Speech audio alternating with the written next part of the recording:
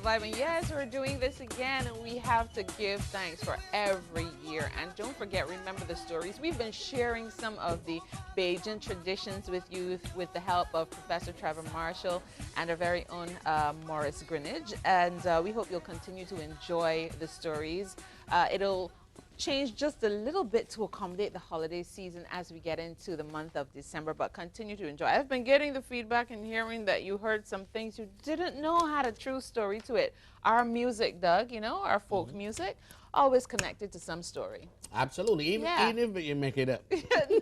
Well, stories have to come from somewhere, but they influence how we do things. Absolutely, you know? and I think it's very fascinating hearing of some of these stories come to life, you know. I think so, too. Absolutely. Well, I know that this is the real deal. He's not telling any stories, but true tales. This is Dr. Andrew Ford. He's our dermatologist. Good morning. Morning. How are you this beautiful Monday? I feel great. Did you have a good weekend, Dr. Ford? Yeah, I did. Did you get time to relax? I did relax, and you know, I Exercise? went out, talked to some friends. I did everything I needed to do. Excellent. Did you go to the? Sounds real organized, right? He didn't go to the NIFCA Culinary Arts We didn't Festival. see him. No, I missed that one. Listen, there was great food, you know. Yeah. Did you say great food or great fun? Great food and great fun, and you know. I regret not going. Listening. Yeah. Listen, you missed a good thing. Well, on the other hand, we don't know if anybody's come down with any. And after eating Cassandra's lamb You're sauce. just jealous because I was third, and you still don't know what your place was. Did you see that? My place is in George. I only said that because I know you would rub it in. I know you would rub it in if you had gotten that concours spot.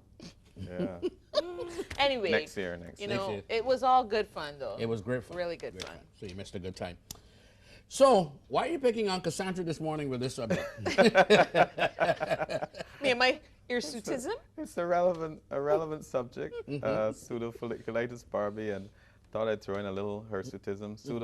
Pseudo means false. Folliculitis is an inflammation of the hair follicle, and Barbae refers to the beard. But this also affects some women who grow hair in a male distribution on the face as well. So I thought it was very important. You might find one. Don't look too hard.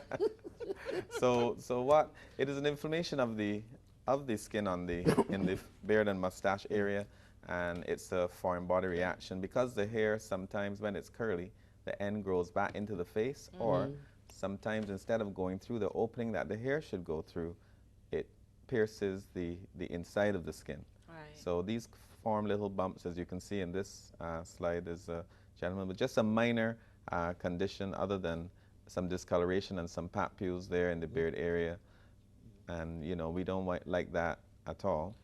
You know, we certainly don't raise the bumps. No. That's what we call them. You know, but nobody wants that. Certainly not. So, and there's some individuals who need to keep a very well groomed face, especially if you're in the army or in some businesses and that sort of thing. But this shows you another variant of it with some nodules, and you can see inside each nodule there's a little line, and that's the hair that's piercing the skin and going in to form the foreign body reaction that can introduce bacteria into the skin, and all that is a bunch of inflammation that we don't want. Okay, so what causes this? Because some can be really severe and this inflamed, one is severe like this because one. some of us have a tendency towards having thickened skin or keloid formation. So any infection, foreign body reaction can sometimes lead to thickening. So that's why it's important in some individuals to really nip this in the bud. Nip it.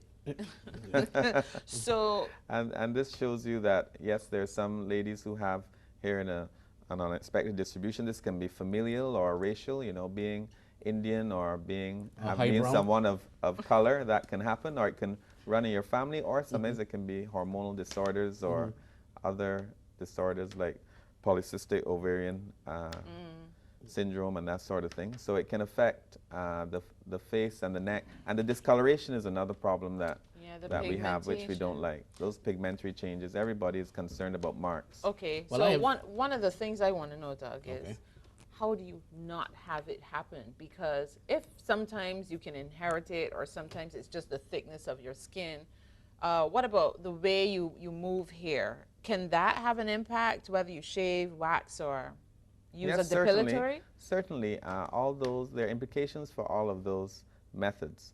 There's a good way in which to do it, but people who get pseudofolliculitis are usually those who use multi-blade razors. There's also a method of doing it. If you shave against the grain and pull the skin a lot, you find that the hair drops below the surface, and that leads to the hair going in the wrong direction. Plucking is also a bad thing because plucking distorts the outlet for the hair, and that leads to hair growing in the wrong direction. You mean because tweezing? Yes, tweezing isn't good for people with pseudofolliculitis. And You have the problem? with every hair that you remove, there's a replacement hair already in place.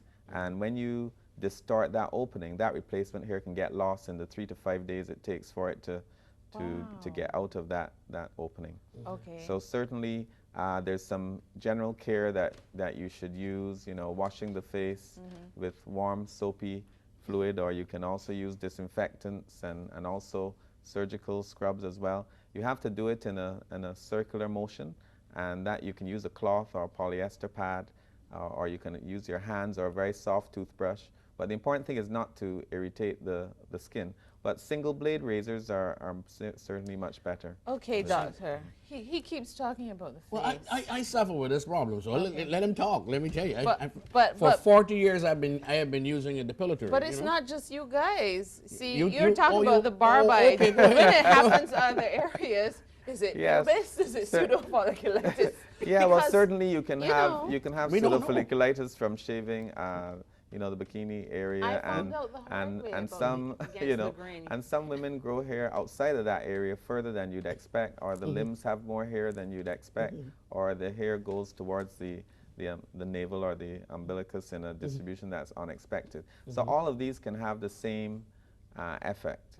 And certainly you would have seen also in the pictures that one of the options is a laser treatment, and there are different types of lasers that can be used. The YAG is probably the best for individuals with color. That's a 1064 nanometer laser. It works beautifully. There's usually no side effects. It just takes a number of treatments, between 4 to 8 treatments. And it gets rid of the hair permanently? And you can never have either to shave decide again? you can either decide to inhibit the hair with just a few intermittent treatments to make the hair thinner, or you can get rid of it completely and just have it replaced with some tiny hair that's insignificant. Replace? What do you Well, mean? well, you know, hair can be, it's the very thick, coarse hairs that cause the problem, because they're hard and their sharp edges do a lot of damage to the skin.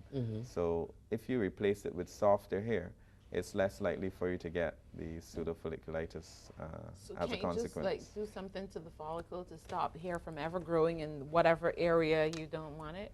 Well, certainly there are creams, and the one cream on the market is Vanica.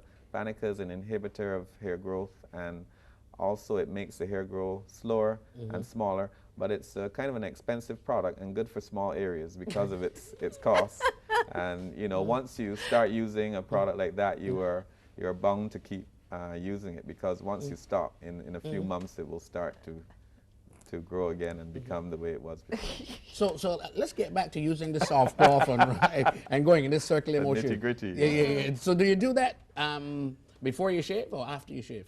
Well, it's good to do it before 2 days and after, before? actually. Some people like to do it in the shower, or you can do it at another time if that's when you do your shaving. But you want to make sure you get rid of all the dead So cells, exfoliate. exfoliates, right?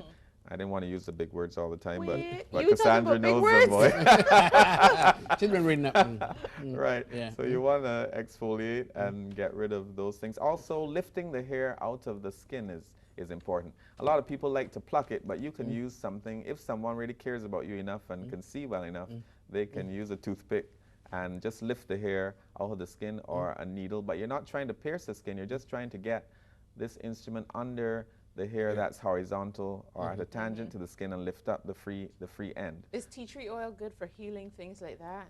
Well, it's not something that I recommend, but Okay. softening and moisturizing, there are gels and other things you can use, because in order to get those, the surface of the skin softer and to get rid of that excessive keratin, any moisturizer that suits you will do. I heard Doug mention about the creams, the depilatory creams, that some people that works for them, but they have to do it every 3 days or 4 days in order to prevent the bumps from forming. Okay. Yeah, that's what I do. Listen, I know you had 1 or 2 questions you wanted to get I into. feel we have to do this again. to We're not continue done this. here. Yeah, let me tell you, there are lots of little spots and Zones. zones. We didn't touch that. Ingrown hairs in growing Your hair area or of interest hair bumps. was left out, Yeah. unfortunately. Dr. Ford, thank you very much. We certainly appreciate it. We're going to continue this discussion. We're going to take a break here on the Monday edition and come back with more interesting topics in just a moment.